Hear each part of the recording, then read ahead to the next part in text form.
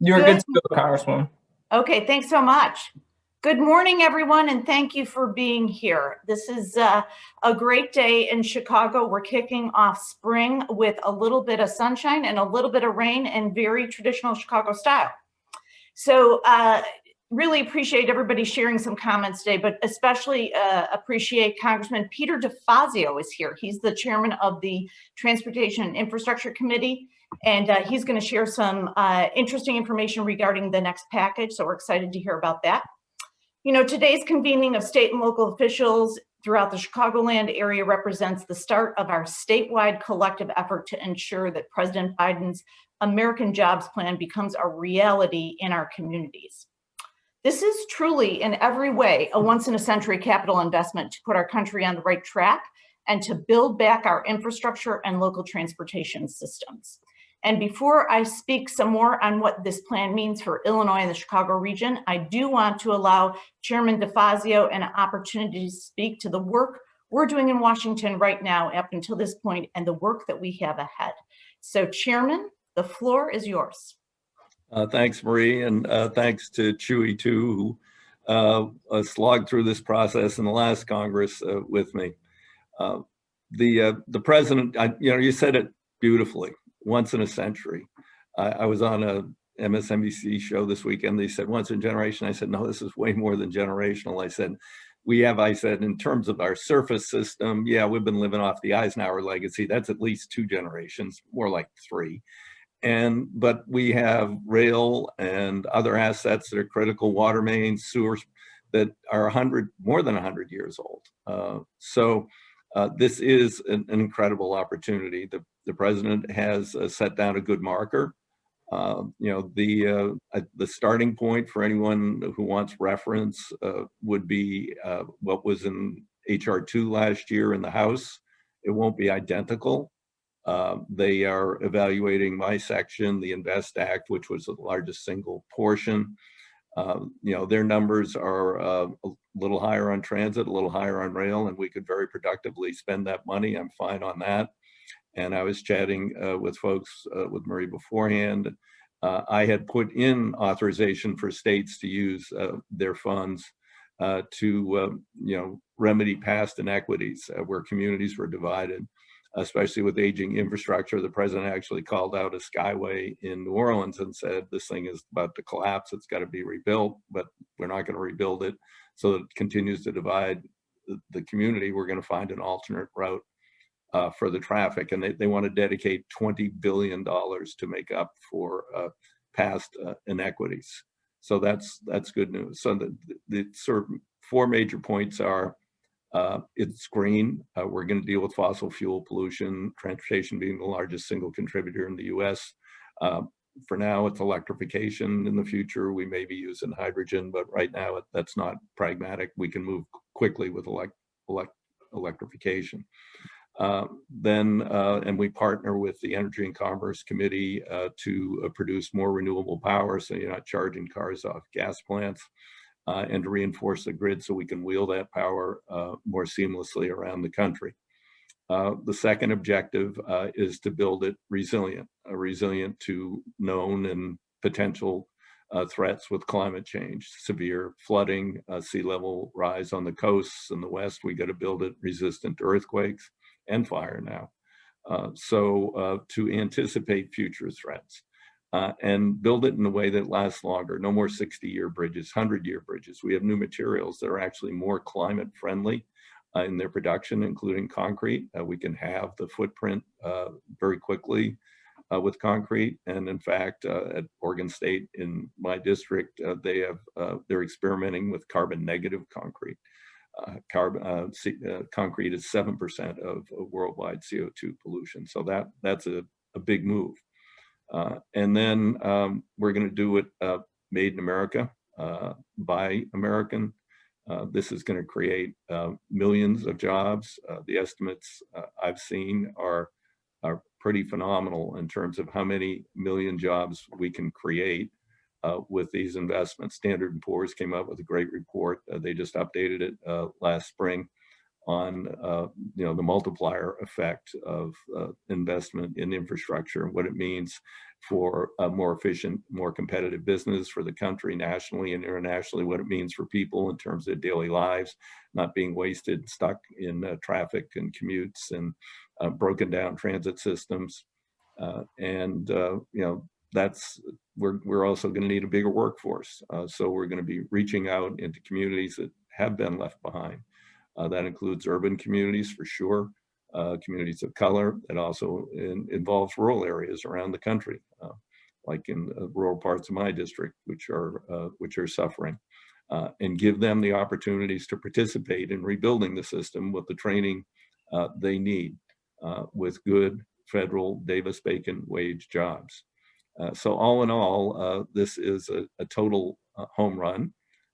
I know we can do it in the House. The DOT is looking at my Invest Act to suggest whatever amendments they might like. There are other departments looking at other sections of moving forward. Some things are new. Those are being worked on by various committees, including mine. We have an ambitious timeline for the House. I was going to do it in early May, but we're going to do member-directed individual projects, and we're waiting for comments from the administration. So we're going to delay till later in May, but we're going to do it in May.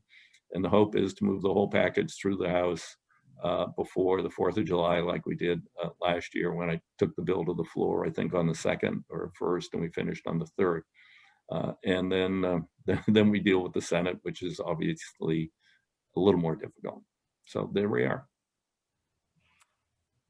Well, thank you, Chairman DeFazio. We appreciate your comments so much. And I guess I'll reiterate and thank you that this is an incredible plan to create equity, make our planet and our worlds greener, bring us together. And I think that's an important point. I think all of the sum total of Peter's comments were that this is going to bring all forms of transportation together and get people back on transit. So excited to hear about all of this. Each of us is here today to highlight parts of the plan and what it would mean for communities and organizations and transportation systems we represent. But for decades, our nation has been putting modernizing on the back burner, right? And now it's on the front burner. In fact, it's in front of the stove, I'm pretty sure. So this has all resulted in incomplete infrastructure projects, broken roads, eliminated bus routes, transportation deserts, which I see in my own community frequently, in far too many communities across the country. Last week, President Biden announced a once in a century, I'm going to say that again, once in a century capital investment to put our country on the right track to build back our roads and local transportation systems. That means all kinds of good things. Affordable, accessible, reliable transportation for all communities and all residents, not just some. Because we have to remember that at the heart of this plan is equity. Whether it's advancing racial equity by providing good paying union jobs to underserved communities, or ending transportation deserts by extending our reach through projects like the Red Line extension right here in the Chicago area, or improving accessibility through investments in initiatives like the CTA's ASAP initiative, which is dedicated to ensuring 100% accessibility at all 145 L stations throughout our region. Or by advancing environmental justice through investments in green, clean infrastructure projects and energy efficient transportation. One great example is the city's initiative to create an all-electric bus fleet by 2040. Very excited about that. Investing in transportation infrastructure is an investment in all of our communities and residents, and it will pay back handsomely. Through this plan, we have the opportunity to not only ensure easy access to transit for working families and at-risk families, but also to invest and build affordable housing. This is a big deal, and this is where it gets very intersectional in nature, which makes it a multi-front problem solver, which I can deeply appreciate in my region. And what's best is that this development ensures these communities will grow, but doesn't displace residents, which I think is critical. And, I'd like to point to one right in the center of my district. It's called the LeClaire Courts, Chicago's Southwest Side redevelopment. That type of transit-oriented development is what we can replicate in communities across the state and the nation. Let's use that great model and make it explosive and infectious everywhere.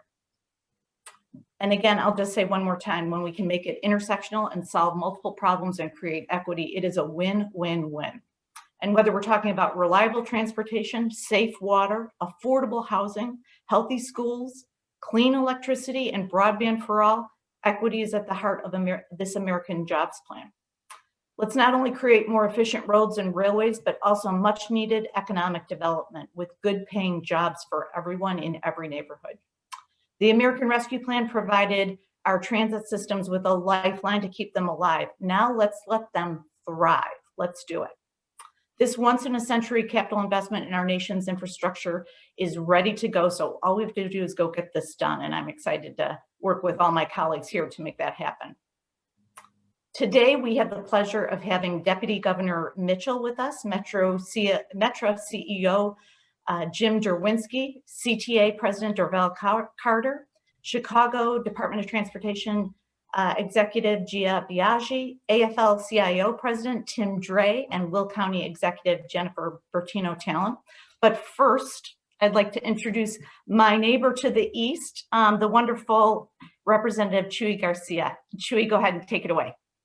Oh, thank you so much, Congresswoman Newman, for pulling this critical and timely event together. It's great to have you on the T&I committee, and I look forward to working together to get Chicago's fair share of federal investments for the region. We need more people on the committee who understand that the Gold Coast is the best coast. And thank you, Chairman DeFazio, for all the work that you put in last session in making H.R. 2 such a bold and progressive bill, and for the work you did to secure critical transit funding in the American Rescue Plan. I was thrilled to see transit agencies like the CTA receive the resources that they need. It took a lot of effort, but it was well worth the fight.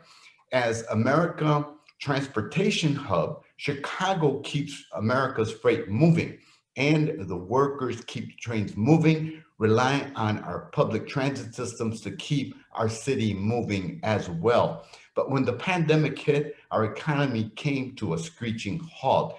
It devastated our airports, transit systems, and our lives, but it did give us pause to reassess. The reality is that the disrepair of our transportation systems goes beyond crumbling roads and bridges. Access to jobs, services, healthcare, and schools have been limited by poor planning and, at times, intentional discrimination for decades. For too long, public transportation and rail systems have been underfunded. Highways and roadways were used to carve up Black and Latino neighborhoods. With the American Rescue Plan, we can finally put people back to work, get our trains and airports moving again, and most importantly, it's just the first step. We have a historic opportunity to actually build back better, not just to get back to where we were, but to undo the harm and past policies and what they've inflicted on marginalized communities. I know that with all of us working together, we will get Chicago the funding it needs and get people back to work in construction jobs and good paying union jobs. So thank you, Marie, for inviting me to speak. And thank you, Chairman DeFazio, for taking the time to learn a bit more about the best city in the country. Thanks again. Okay, next we'll go to Deputy Governor Christian Mitchell. And then just for awareness for all the reporters watching, we'll have a Q&A at the end. And if you have a question, you can raise your hand. Thanks. All right. Well, thank you, everyone, for having me this morning. My name is Christian Mitchell. I'm Deputy Governor for Governor Pritzker, and infrastructure is one of my areas of focus. I want to start by thanking Congresswoman Newman and Congressman Garcia and Chairman DeFazio for inviting me to speak, and most importantly, for the great work that you all have done on the American Rescue Plan, which gave a much needed lifeline to our transportation systems, our transit systems, as well as the coronavirus relief package, which provided $350 million in critical investment in the Department of Transportation for otherwise revenue we would have lost from depleted motor fuel tax revenue. So on behalf of a grateful state and a grateful governor, thank you.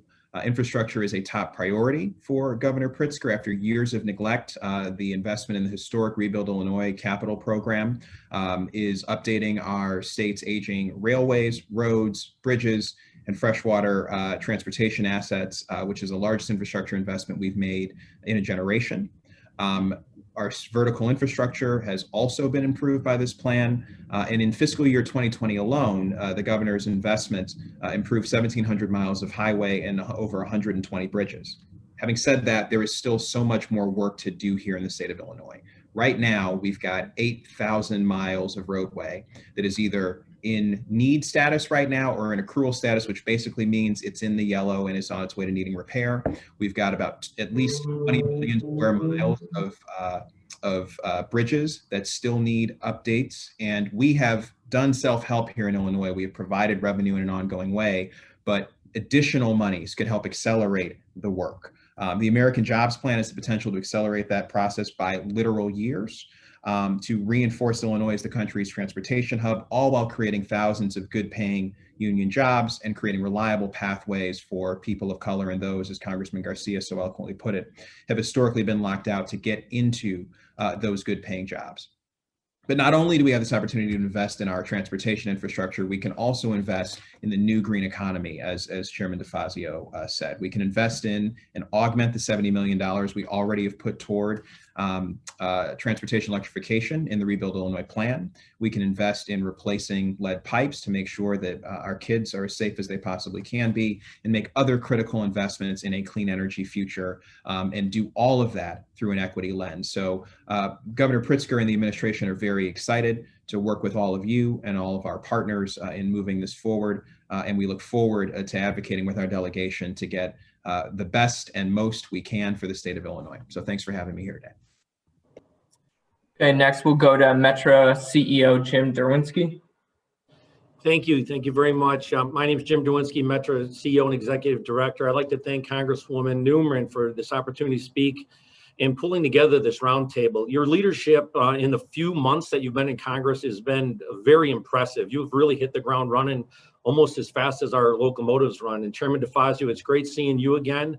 I want to thank you for your continued leadership on support of HR 2 and the $500 billion transformational surface transportation authorization. You, Congresswoman Garcia, Congressman Garcia, Congresswoman Newman, your support here in Illinois has been so strong. And without that, we wouldn't be anywhere. As you know, Metro has significant loss of ridership during the COVID pandemic. And without your support and stimulus here, we would not be able to be where we sit today. We sit in a position right now where we can actually start looking at the future. Traditionally, we're moving about 300,000 riders a day. We're currently just now under 30,000. That's a very small number, but we sit at the point with vaccinations coming out that ridership has been slowly increasing ever since the second week of January. And I have great hopes throughout the course of this summer, we're going to start to see brand new ridership patterns exist. But we can't stop just planning for the future, because at some point when that ridership returns, what does that mean? Well, Chairman DeFazio, it's great to hear you say that only bridges should last 60 years. 400 of Metro's 800 bridges are well over a century-year old right now as they sit today.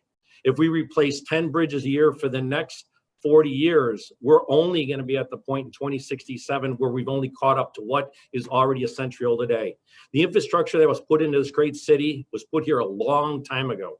One of the other things to look at as we start looking at ways to reinvest in the region is looking at rail grade crossings and furthering the amount of money available to make our streets safer, and also rail-to-rail grade crossings to decongest where these large freight trains are moving in this dense urban area, where we can actually get them into their yards so they can get off the way and stop blocking intersections. I look forward to looking at battery-powered locomotives or hydrogen-powered locomotives. We plan on putting out an RFP here within the next 2 weeks for those and start retiring some of our 1977 locomotives. We certainly know how to make things last here on the railroad. It also means tackling the social problems that we've been trying to deal with. And just like President Carter, we have a goal to take our non-ADA stations and bring them into ADA compliance. We just put in an order for 200 new cars that's going to replace our non-compliant ADA cars. I also would like to applaud you for the transit interest that you've all three have had. You've really stepped forward and made it well known out there that the numbers that you're putting forward are just once in a lifetime, like you said. And so once in a lifetime or once in 100 years, I can certainly tell you, we can certainly start using some of that money to work on our bridges. Metro stands ready today to make a difference for our future in the region. And once again, I want to applaud you for your commitment to transit, to infrastructure, and to making our region and this nation as strong as it can ever be. Thank you. Okay, next we'll go to CTA President Carter. Wow, this has been quite an introduction. Thank you, Congresswoman Newman, Congressman Garcia, and Chairman DeFazio for your leadership in transportation and for, in particular, the special interest you have shown in CTA. It has been phenomenal. We are all the better as a result of it. It is certainly my distinct pleasure to be with you today, along with my fellow transportation and transit leaders. When the pandemic hit Chicago, CTA saw its ridership drop by almost 80%, from 1.5 million riders a day to 400,000, and a revenue loss of almost 1 million per day. There is no question in my mind, without the support of Congress and all of you as leaders, and the passage of emergency relief legislation like the American Rescue Plan, CTA would not have been able to meet the daily needs of hundreds of thousands of its customers, many of whom are essential workers who rely on CTA to get to their jobs and other important destinations. And it's interesting that in the same way that the American Rescue Plan provided critical funding to allow CTA to continue to provide essential services, I am equally excited about a robust infrastructure plan that would allow CTA to attain the strong foundation needed to provide that service. The prospect of a new major infrastructure package as proposed in the President's American Jobs Plan and in H.R. 2, the Moving Forward Act, is exactly the kind of roadmap that our industry needs.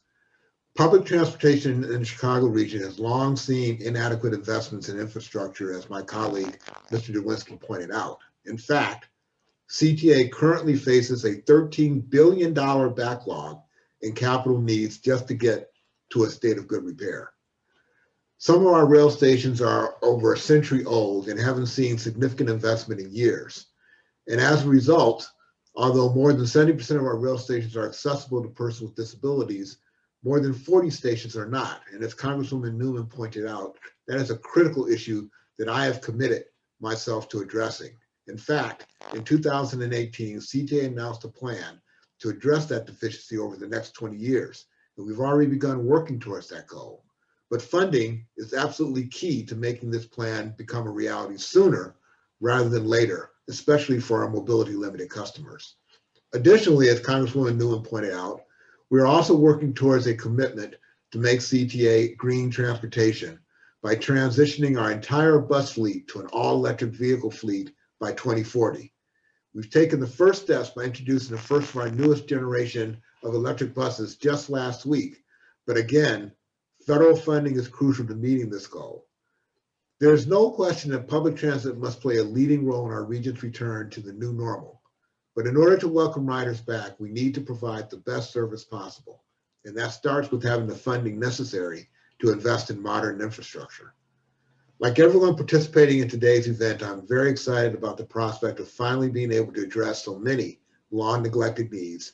And like everyone here, I'm fully committed to making prudent investments that will benefit all of this region and will build a strong foundation for public transit's future. Thank you. Okay, next we'll go to CDOT Commissioner Biaggi. Thank you so much for having me here today. Thank you, Chairman DeFazio, Congresswoman Newman, Congressman Garcia. It's a pleasure to be with you here today, along with my colleagues and other state and local partners to talk about the critical need for investments in our transportation system. As we've heard today, right, the unprecedented challenges the last year, it's so incredibly encouraging right now to see new leadership, and this leadership out of the Illinois delegation in particular that prioritizes not only helping cities and states recover from COVID-19, but committed to investing in infrastructure that will build toward a more just and prosperous future. And the President's American Rescue Plan was that great first step, right, in putting our city and our country on that path to recovery from the pandemic and helping all of us maintain those vital services. And it was inspiring last week to hear President Biden spell out some of the details of that American Jobs Plan. So we talked, Chicago, of course, is a national transportation hub. So the entire country benefits from robust investments in Chicago's transportation infrastructure, along with our region and our city. So this means roads and rails, but it means bridges and bikeways, traffic signals and sidewalks, and everything in between. And the American Jobs Plan, living up to that promise, it'll have that exponential impact that we've been talking about in terms of jobs, in terms of climate change, clean energy, and overall equity. So we strongly support the president's plan to increase investments in all of those acronyms that are the funding programs that we care so much about: Surface Transportation Program, STP, Congestion Mitigation, CMAQ, TAP, Build, and the Infra Program. Those are all absolutely critical and ready for funding that can be delivered and really hit the streets in Chicago. So these investments, we think, and this bill will really push forward our work to prioritize walking and biking, as well as reducing our reliance on fossil fuels and improving our public way to promote neighborhood revitalization. And I should add, we're very encouraged by the Safe Streets for All program that will increase funding dedicated to Vision Zero, our traffic safety efforts that aim to eliminate fatalities and serious injuries from traffic crashes, a huge investment in the quality of life of our neighborhoods, and a alignment with Mayor Lightfoot's program, Invest South and West, to address those historic inequities that we've seen writ large across the city generationally, in our own city and in so many others. So a couple of things that are absolutely critical. We are looking forward to support to protect our lakefront shoreline. We talked about our coastline a little bit today. It's one of our greatest assets, and it's threatened by the rising lake levels that come from climate change. And so we've done work along with the state and locally to try to lead the way on infrastructure investments. But as you've heard from anyone, it's kind of a splash in the bucket. We really need the help to push forward to chip away at those billions of dollars of infrastructure need that we all have. So we are very excited to be here today in this conversation and look forward to making those long-term 100-year kinds of investments that will benefit many generations to come. So thank you so much for having us here today. Okay, before we get to our last two speakers, I just want to remind any press that are watching that if they have questions, to use the raised hand feature and we'll unmute you after all the remarks are finished. Next, we'll go to AFL-CIO, Illinois President Chuy. Thank you, Congresswoman Newman, Congressman Garcia, Chairman DeFazio, for the invitation to speak today. My name is Tim Dre, and I have the privilege of being the president of the Illinois AFL-CIO. It is obvious to us that the economic policies of cutting our way to prosperity is not working. Working families are actually working harder and getting less. And there is no better economic engine than investing in our local, state, and national infrastructure. It boosts the economy with good paying union jobs and boosts commerce by creating and improving the critical infrastructure that is the lifeblood of a healthy and vibrant business community. Illinois working families from all of our communities in Illinois will benefit greatly with the investments in our airports, rail, transit, and highway systems to retain and restore their world-class status. President Biden's American Jobs Plan is a monumental effort to not only rebuild our nation's infrastructure, but also rebuild a prosperous middle class in this country. Working men and women in Illinois applaud the efforts of Congresswoman Newman,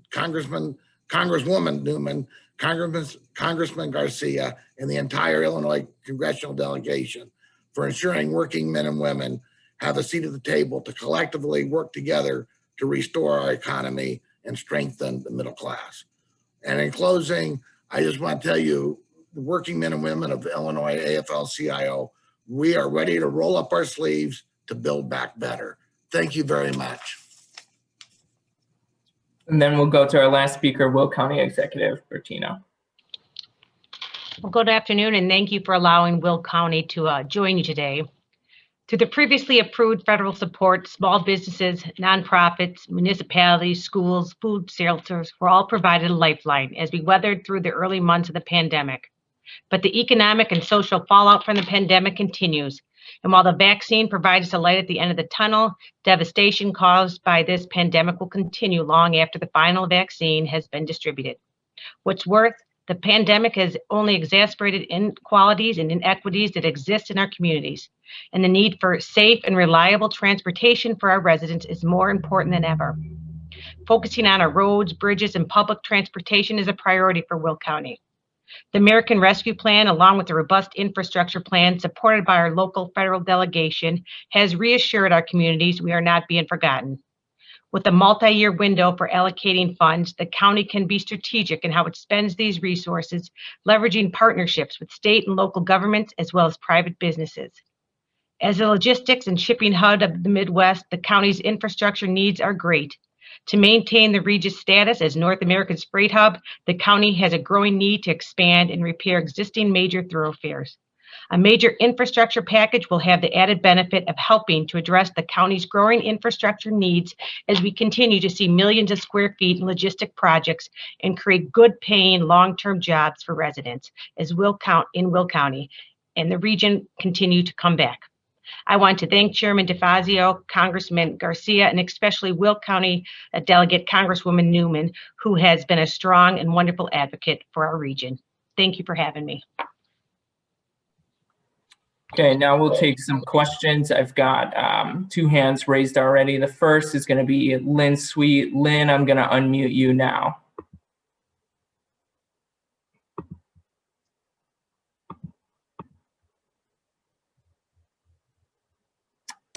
Hi, everyone. Thank you for doing the call.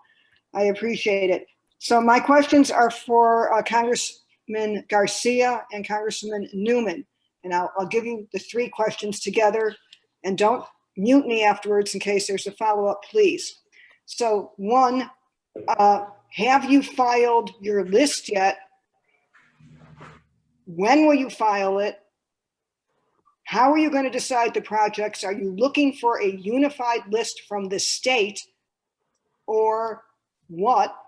What is the allocation that you think each member will have? Can it be pooled? And then what are the prospects of getting even, oh, Chairman, if you're on this, that's great.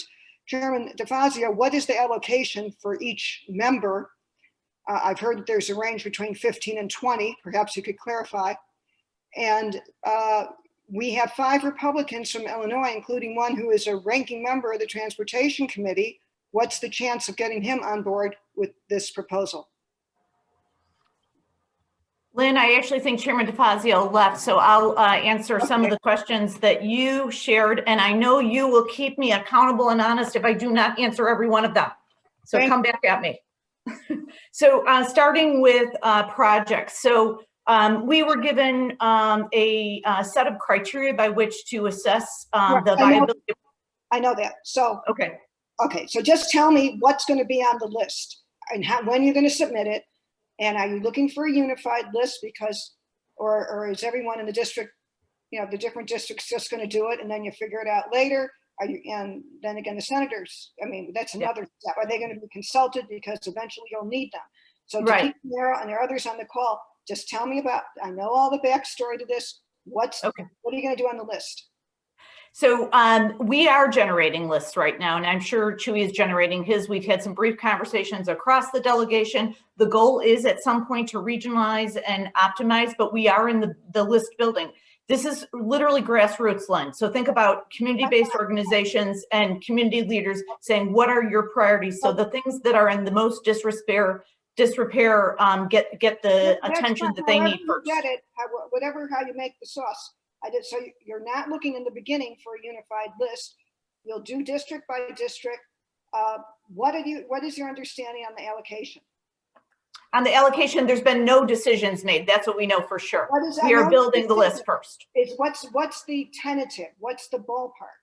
There's no ballpark, Lynn, yet. You can call Chairman DeFazio. That has not been ascertained yet. And for all the things that people want, this is great. But we don't have a Republican on the call. You have a ranking Republican on the committee. So what are the prospects of getting one of the 5, at least, Illinois Republicans on this bill? Because you can only lose 3 Democrats in the House. Well, I would think every Republican would want to be on this bill. This is a bill that's going to bring jobs, just hundreds and thousands of jobs to Illinois. So I would think they'd all want to be on it. What have you done? What are the prospects? I'm not arguing that it's a good bill or what. I just got to get to 219. So Yeah, we already look on TNI, and I think Chairman DeFazio would, and so would Chuy, that we've had lots of discussions across the aisle, and I think that there's a large chunk of both the Surface Transportation Act on HR2 as well as in the American Jobs Program. There's a lot of agreement. So this notion that there's no agreement is actually incorrect. Okay, so Bast, Miller, Davis, LaHood, Kinzinger, who will be with you? Good question. And I've not had a direct conversation in the last week with any of them. So Have any of the two of you talked to these guys at all? we did when we were in town. Yeah, absolutely we did. Okay, thank you. Yeah. Thank you. Lynn, since you asked both of us, I thought the Congresswoman should go first. The earmarks, community-funded projects are open. We've announced it. We're encouraging groups throughout my district to come forward with their proposals. We want to see the full spectrum of ideas that they have, and we've established a deadline for submission of April 19th on the one hand. On the other hand, I'm completely open to collaboration on projects that would be beneficial and strategic to the region, possibly to the state as well. I've had some early conversations with Rodney Davis, and we have agreed to continue to talk as this gels a little further. It's still very early in the process. And as Marie has said, we haven't been told how much we will get, only that it will be 10 projects per member. We're also hosting a roundtable with community leaders to provide more information on the criteria and answer any questions they may have. Wow, 10 per member, but that's kind of crazy. If you don't have a price tag, one bridge might cost more than 9, bike trails. Yeah, that's why it's kind of premature to start thinking about what project. The point is, it's not premature because you have a deadline for the list, and I know DeFazio extended it, but it is. Yeah, well, it's premature for me because we haven't had enough engagement to Okay. begin. Thank you. Thank you. Thank you, Len. Okay, our next question is from Greg Hines at Cranes. Greg, I'm going to unmute you now.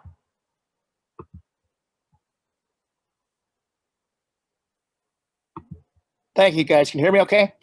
Yes. Yes, Greg. Here's my question. Big as this program is, you can't do everything, even with this amount of money. Each of you mentioned all kinds of different ideas and projects, 10 from each different member of Congress. And you didn't even mention some of the bigger stuff like 95th extension, the CTA Red Line South extension, or the rebuilding Lakeshore Drive. Could I ask in turn that Mr. Carter, Commissioner Biaggi, Mr. Nowinski, and Mr. Mitchell, would each of you tell us the top 2 or 3 priorities that your particular agency or municipality or government unit has? What are you really looking for in this bill? What's at the top of your list? Well, Greg, I don't think from CTA's perspective, we haven't really been shy about what we've had at the top of our list. I didn't mention Red Line Extension because, quite honestly, Representative Newman already mentioned it for me. And the reason she mentioned it is because I talked to her and said that's one of my top priority projects. But electrification of our bus system, completion and acceleration of ASAP have all been 3 of the top priorities that CTA has been identifying in all of our conversations with our elected officials. And, we also have worked really closely with CDOT and the city to make sure that there are some opportunities we can leverage it. We have heard from all of our representatives about the importance of looking at this from a regional perspective and not just coming in individually with everything that we want. And so, for example, with the city, we've been talking about how ASAP may fit into a broader accessibility list that the commissioner may have around sidewalks and roads. And certainly with electrification of buses, We've talked to the city in the past about busways and other things that could be further used to enhance our bus service. So I think there's been a conversation both amongst those of us at the regional level, but also with our representatives to understand what they would be looking for with their districts to support them. And I think the good news from my perspective is that when you have $13 billion worth of unmet capital needs, I have no shortage of lists that I can plug in any congressional district that anybody wants to support that. And I think that the conversations we're having now are very fruitful. And more importantly, I think that when you start talking about the size of an infrastructure bill, the likes of which, you know, the Congresswoman and Congressman have discussed in this call, the opportunities to move many more projects forward are going to occur. And while everyone's getting stuck on what the earmark list is going to look like, I'm kind of stuck on the bigger picture, which is how to get the most money I can to address everything I need to get done. And while the earmarks will be great and I'll be happy to get them, I'm even happier about the fact that, you know, there's a multi-trillion-dollar infrastructure bill that's going to give me many more opportunities to do a whole lot more than even the earmarks will allow me to do going forward. Thank you. And I'll pick up from there. Thank you, President Carter, and thanks for the question. Yeah, in the same respect, we've been looking regionally. Where do we have that kind of intersectional approach? I think you heard Congressman Newman talk about that, where we can align some of our interests across multiple agencies. I think a great example that President Carter brought up is ADA, and just to extend that, you know, we have over $1.5 billion worth of ADA ramp and sidewalk accessibility improvements that we need to do. We're chipping away year upon year, but this is an incredible moment to say, how do you connect that with the ASAP program, with equitable transit-oriented development projects, all of that, that has an exponential impact. So we're looking for that kind of a sweet spot. And yes, there are major systemic improvements. Our list too can go on certainly a long way, but we've talked a lot about shoreline protection. It's an existential crisis for our shoreline with the rising lake levels, with climate shifts and change, and we have a lot of work to do. We have about 8 to 9 more miles of the Chicago's lakefront to address. It's something we've been doing in a long-term partnership with the Army Corps of Engineers, but this is the moment to get the work done, to get the shovels in the ground, and really come up with those adaptive climate change adaptations that you've seen on the south side, for example, of the city in the past couple of years. The tremendous storms, the water is actually moving beyond the parkland and into private homes and properties. Absolute crisis and needs a response, a magnitude we cannot do alone. I think the other, I'll just point out a couple others, priorities for Chicago is our water infrastructure. You know, we have 400,000 lead lines in the city of Chicago, and water quality is an absolute priority, and we are in critical need of this kind of investment to take it on in a systemic way. So we're not just chipping away year upon year, but we're doing a major investment, and that is an incredible improvement to quality of life across our city. And I'll just pick up 2 more because you asked, as President Carter said, my list can keep going. But certainly investments in the CREATE program, which is a very successful partnership all the way from the federal level down to our level, that reduces rail conflicts, that reduces traffic conflicts between trains. That's all about keeping us a huge logistics and transportation hub, getting people moving smoothly through the city, reducing congestion, reducing the costs associated with all of that. And then lastly, I have to point out, I mentioned it earlier, but to see Vision Zero called out at the federal level at the potential scale to create opportunities for pedestrian safety, bike infrastructure, and really think about how we are designing in cities for people and neighborhoods in a way, not simply moving vehicles, but making great places. Those are the kinds of priorities that we have from Chicago's side. Commissioner, is it fair for me to assume that when you talk lakefront protection, that you're in effect saying yes, rebuilding North Lakeshore Drive is a priority because a big part of that is adding additional buffer space along the lakefront? Yeah, I think North Lakeshore Drive is also another one of those major signature projects that has kind of all the trappings of being a major regional impact and addressing climate, as well as mobility improvements across the region. So yes. Thank you. Yeah, Greg, I'll be brief because, you know, frankly, a lot of what I'm going to say would echo what the president and the commissioner just said, right? So the earmark list is interesting, and I think that insofar as folks are looking at that list again, we're going to work with our congressional delegation, but looking at it through an equity and impact lens is really going to matter, like equity and impact. Having said that, again, 8,000, miles of roadway that still need to either have need right now or will have accrual need fairly shortly. Again, 20 million square feet of bridges that still need repair, and to a point that Commissioner DeFazio made before he left, improving the life of that asset such that we're lowering our long-term maintenance costs. And then to the point that President Carter made, clearing things out of the backlog is going to be most helpful to the state. So that's true on the transportation side. Beyond that, a lot of what's been proposed in this American Jobs Plan is an amplification of some of the stuff that we did here in Rebuild Illinois. Investments in broadband infrastructure. The state's already invested $420 million. That's not enough. The federal government investing literally hundreds of billions more will help expand access and economic opportunity. Yes, in urban areas that need the augmentation, but also to rural communities that have small businesses and have connections to agribusiness that will be augmented by that sort of stuff.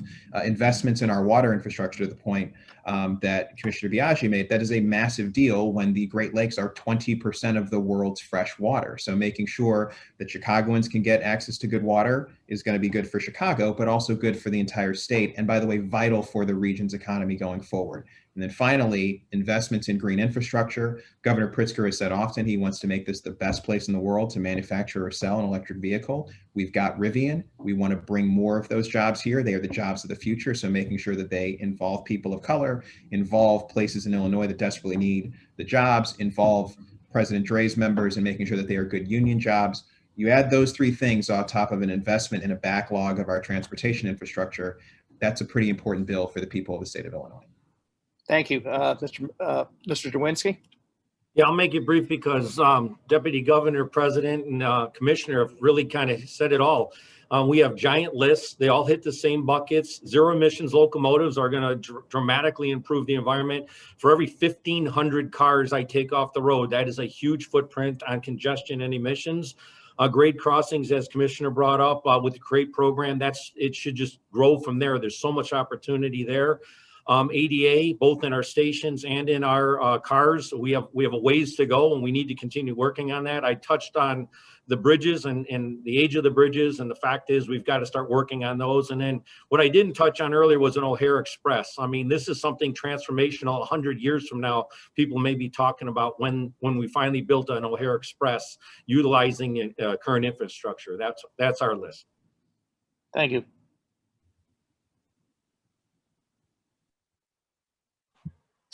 Okay, I don't see any more questions in the queue. Congresswoman Newman, if you want to say anything before we all log off. I appreciate everyone, all the press joining today. Thank you. Well, thank you, Lynn and Greg, for joining today. And thank you to everybody on this call. Really appreciate all your good thoughts.